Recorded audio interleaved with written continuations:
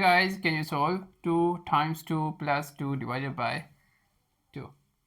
Okay, so 2 times 2 equals 4 plus 2 divided by 2. Now 4 plus 2 equals 6, right? Divided by 2. Now 6 divided by 2 equals 3. But this is not a correct answer, guys. Follow the order of operations, we use PEMDAS rule.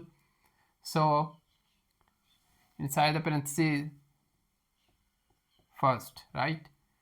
Then exponents, then multiplication and division, then addition and subtraction, right? So solve again. 2 times 2 equals 4 plus 2 divided by 2.